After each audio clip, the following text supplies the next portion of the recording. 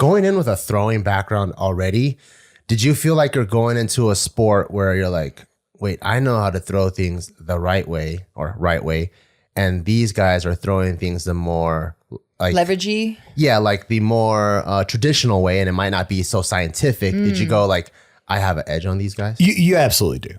Yeah, you have an edge on it because you already know how to accelerate implements and apply force and the technique of what makes that work from throwing with the college background, right? It's like having a 10-year head start.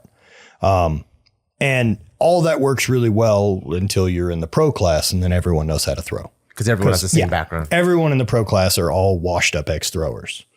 And it's an interesting sport because really good throwers go to the Olympics. They don't go to this. That makes sense. Makes sense, right? Yeah. And so I get it. everyone in the Highland Games is like a second tier thrower. And so it was so much fun of a sport. Like we got paid. There was prize money. I got to travel around the world. It's ridiculous. Yeah. By far the coolest thing I've ever got to do that totally changed everything for me. Sick. Okay, so you do that. You win 2 times. What makes you stop? I ended up injury. Injury is what finally got me out. And it wasn't like a catastrophic failure. I had a knee start going south on me. I finished my 2016 season. I tore a meniscus in May. That's your first injury. First real injury. Yeah, well, I don't have an ACL at this point. Like I tore it in college. I got it fixed, and then I tore it again at a skate park whenever I had the bicycle shop. Yeah, so it's not your first injury. No, I finally have something that has to be addressed. I see. And so the meniscus gets a tear. I fix that and then finish out that season with the intention of like, we'll ride out the 2016 season and then have ACL surgery. I'll take off 2017 and 2018, be back at it. And didn't work out like that.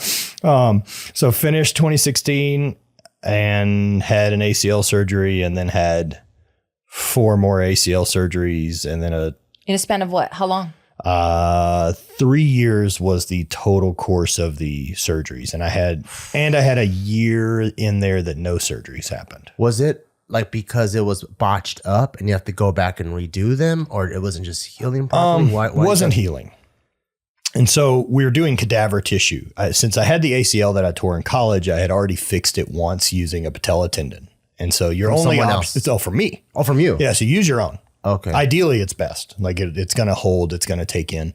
And so doing the patella tendon first, your only other option is a hamstring graft. Well, that was my original hope for the surgery in college was a hamstring, and then it didn't work. Not like it failed, but they pulled it and there just wasn't any hamstring tendon. Fuck. So like I have a big hole like in the back of my leg where they removed it. I want to see that. Yeah, Does that compromise your hamstring at all? I'm sure it's not great. Like I can't quite get my foot to my butt.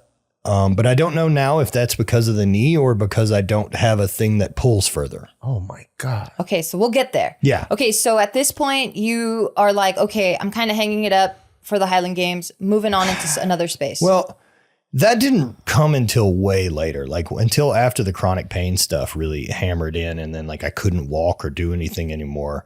Like I very much realized that like, oh, we're not rehabbing anymore. Like I'll never compete again. Oh shit. What did that feel like? It was really weird. It was really weird because, man, I had gotten lucky enough as an athlete to find this hobby and find this thing that I loved. And not only that, like all my weird attributes and skills worked for it.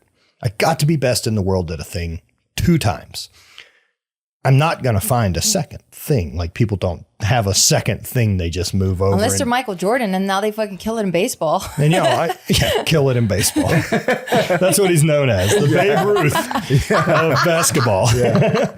The Babe Ruth of the minor leagues. Yeah. And, all right. He did all right. He did all right. Better baseball player than I am. I'm not trying to take anything away from Michael Jordan.